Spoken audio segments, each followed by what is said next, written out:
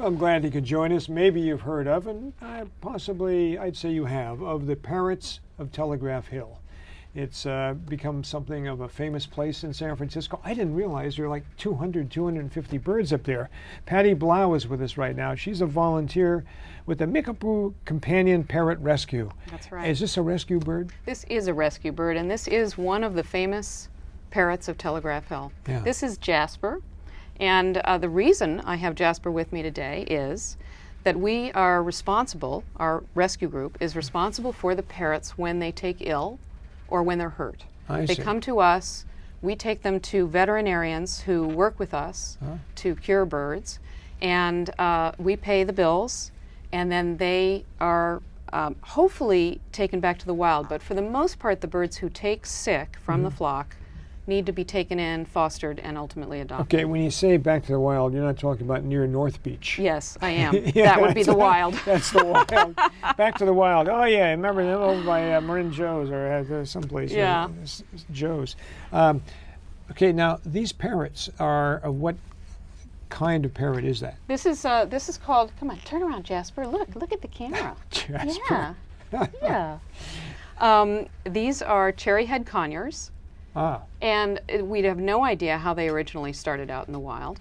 But now they face a lot of dangers. Some of them are related to human activity, of course. And then, of course, hawks will take them, as they did in the film. Yeah.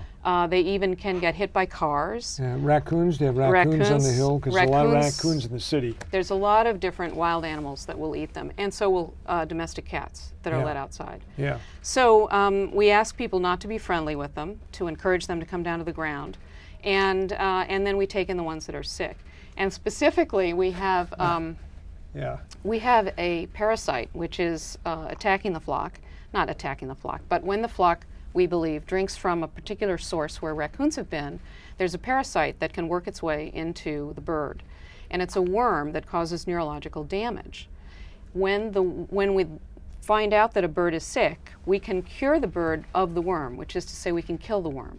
But the neurological damage is permanent. So Jasper is one of the ones who's had neurological damage. He's actually a very young bird, and fortunately in his case we caught it very early. So he's really quite he's quite a wonderful bird. He is. With, I mean, with how a great nice a bird can you get? Yeah. You can't get a nicer bird than that, for crying out loud. Come on, turn around. This is your star moment, hon.